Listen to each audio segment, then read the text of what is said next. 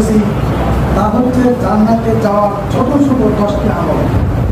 কাঙ্ক্ষিত বিষয়কে সামনে রেখে অতি সংক্ষিপ্ত সময়ে আলোচনা করার চেষ্টা করব।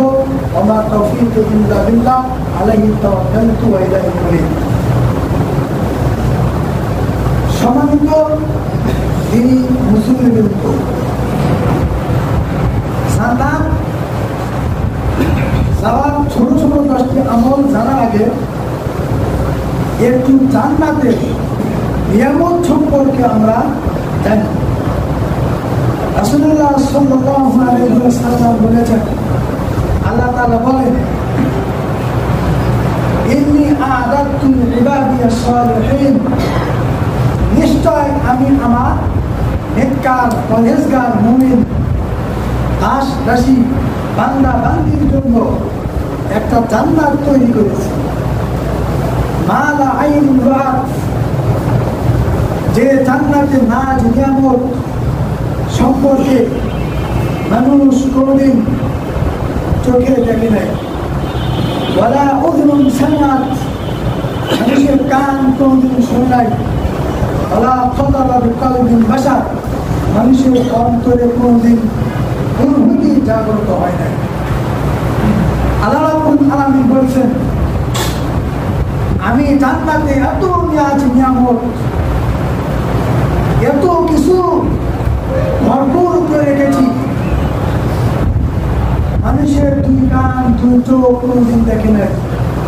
এই দুনিয়াতে আমরা অনেক কিছু দেখেছি তাজমহল, দেখেছি মিশরের পিরামিড, দেখেছি সে পাহাড়পুরের পাহাড়ি, দেখেছি অনেক পাহাড় পর্বত, শুনেছি অনেক কিচ্ছা কাহিনী, অনেক কিছু আমরা শুনেছি, ভিতরে ভিতরে অনেক কিছু কল্পনা করি।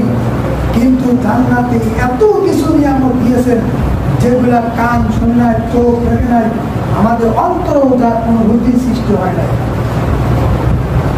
এই জান্নাতে যাওয়ার 10টি ছোট ছোট আমল সম্পর্কে আমরা জানব। 10টা 1 নম্বর আমল হচ্ছে বিররুল ওয়ালিদাইন, পিতামাতার সাথে সৎ আচরণ করা, সৎ ব্যবহার করা। আব্দুল্লাহ বিন আমর থেকে বর্ণিত, তিনি বলেন, রাসূল সাল্লাল্লাহু আলাইহি ওয়াসাল্লামকে জিজ্ঞাসা করলাম, আইয়ুল আমালি আহাব্বু ইলাল্লাহ, আল্লাহর কাছে সবচেয়ে প্রিয় আমল কোনটি? আল্লাহ রাসূল সাল্লাল্লাহু আলাইহি ওয়াসাল্লাম বললেন, আস-সালাতু আলা ওয়াক্তিহা, যথাসময়ে সালাত আদায় করা। কুনতু সুম্মা আইয়ু, তারপরে জিজ্ঞাসা করলাম কোনটি? রাসূল সাল্লাল্লাহু আলাইহি ওয়াসাল্লাম বললেন, বিররুল ওয়ালিদাইন, পিতামাতার সাথে সদাচরণ করা। কুনতু সুম্মা আইয়ু, তারপরে জিজ্ঞাসা করলাম কোনটি? আল্লাহ রাসূল সাল্লাল্লাহু আলাইহি ওয়াসাল্লাম বললেন, আল জিহাদু ফি সাবিলিল্লাহ, আল্লাহর রাস্তায় জিহাদ করা।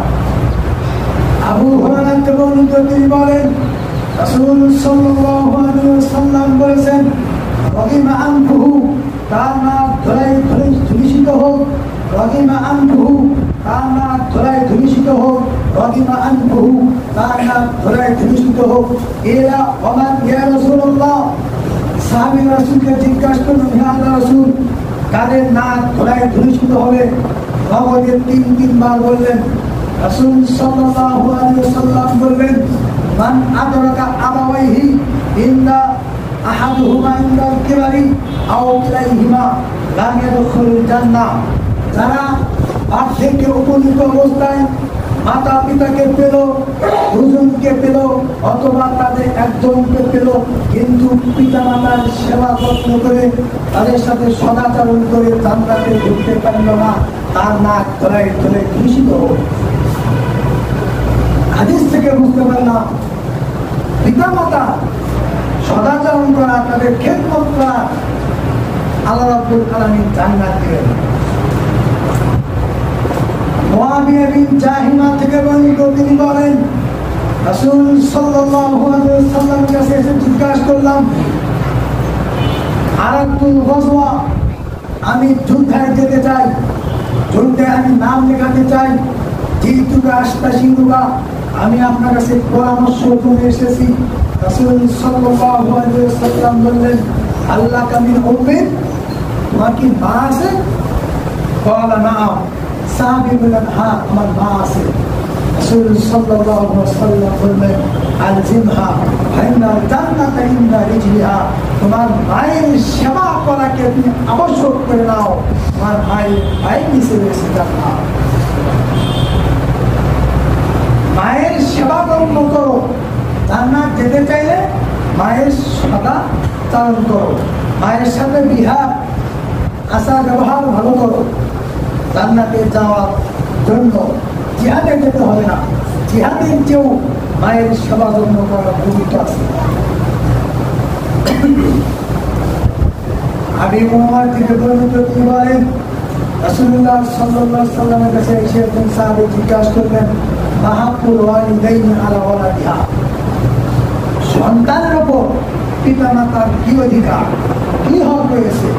রাসূল সাল্লাল্লাহু আলাইহি ওয়াসাল্লাম বলেন, হুমা জান্নাতুকা ওয়া নারুকা, তোমার বাবা তোমার জন্য জান্নাত, তোমার বাবা তোমার জন্য জাহান্নাম, তোমার মা তোমার জন্য জান্নাত, তোমার মা তোমার জন্য জাহান্নাম। বাবা মায়ের সেবা যত্ন যদি করতে পারো, জান্নাতে যেতে পারবে। তাদের তুমি ক্ষমা নিতে পারো, আল্লাহ ক্ষমা করবে। তাদের তুমি রহম করতে পারো, আল্লাহ রাব্বুল আলামিন তোমাকেও রহম করবে, জান্নাত দেবে। আনাস বিন মালিক থেকে বর্ণিত তিনি বলেন, রাসূল সাল্লাল্লাহু আলাইহি ওয়াসাল্লাম বলেছেন, ইরিদাল ওয়ালিদাইন ইল্লাল্লাহ ওয়া সুকুল্লাহ বিসুকুল ওয়ালিদাইন, পিতামাতার খুশি হলে আল্লাহ খুশি হন, পিতামাতার বেজার হলে আল্লাহ বেজার হন। এইভাবে একাধিক হাদিস রয়েছে পিতামাতার সাথে সদাচরণ করা।